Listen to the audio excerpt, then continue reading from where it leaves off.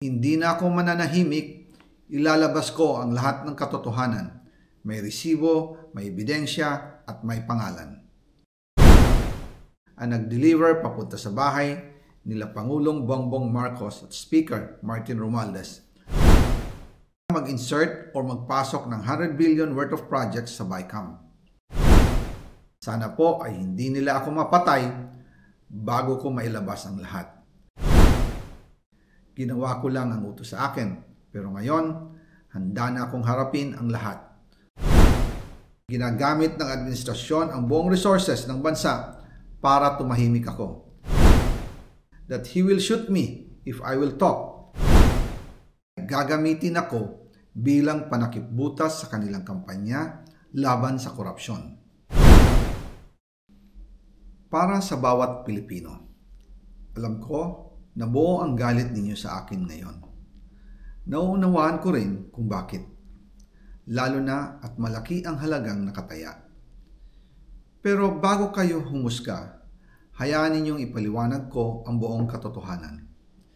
Matagal akong hindi nagsalita dahil may direktang utos sa akin. Huwag nang bumalik ng Pilipinas at manahimik na lamang. Umalis ako noong July 19, 2025 para sa aking medical check-up. Nakaplanong bumalik pagkatapos ng SONA ni Pangulo. Pero habang papauwi na ako, tinawagan ako ni dating Speaker Martin Romualdez at sinabihan, "Stay out of the country. You will be well taken care of as instructed by the President." Noon naniniwala pa ako sa kanila, kaya't hindi ako bumalik. Tumikom ang aking bibig, sumunod ako, pero ang hindi ko alam, ang ibig pala nilang sabihin sa aalagaan ka namin ay gagamitin ako bilang panakipbutas sa kanilang kampanya laban sa korupsyon. Ginawa nila akong poster boy ng kanilang sariling kasinungalingan. Ngayon, hindi na ako mananahimik, ilalabas ko ang lahat ng katotohanan. May resibo, may ebidensya, at may pangalan. Nagsimula ito nung tumawag si Sekmina Pangandaman sa akin nung nag-umpisa ang BICAM process last year, 2024. Ang sabi niya, katatapos lang ng meeting nila ni Pangulo at may instructions na mag-insert o magpasok ng 100 billion worth of projects sa BICAM. At sinabi pa ni Sekmina, you can confirm with Yusek Adrian Bersamin dahil magkasama sila sa meeting ni Pangulong BBM noong araw na yon.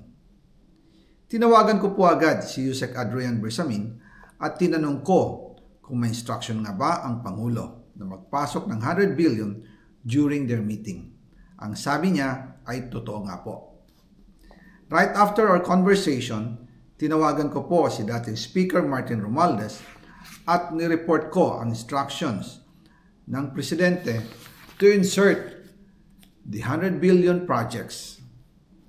At sinabi niya sa akin, what the President wants, he gets.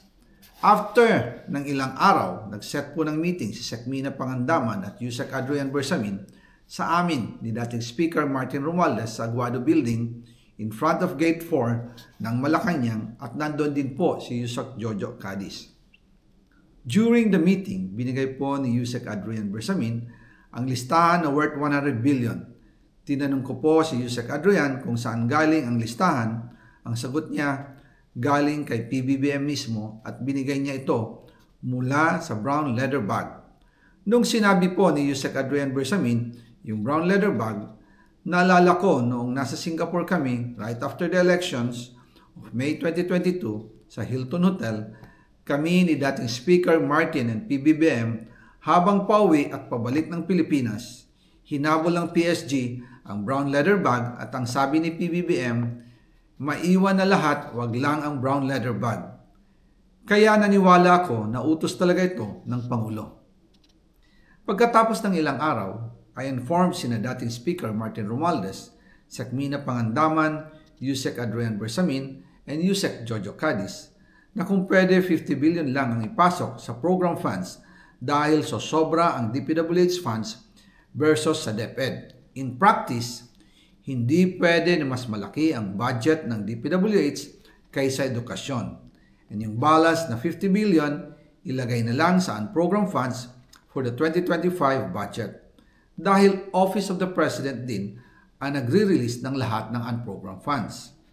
Pagkatapos ng isang araw, tinawagan ako ni Sec Mina at sinabi ang mensahe ng Pangulo. Ipasok ninyo yan dahil pinangako na sa akin ni Speaker Martin yan at hindi na pwedeng baguhin. Kumbaga, ang utos ng hari hindi pwedeng mabali. Again, I informed the Speaker and asked clearance about the instructions ng Pangulo. At ang sabi niya, wala tayong magagawa.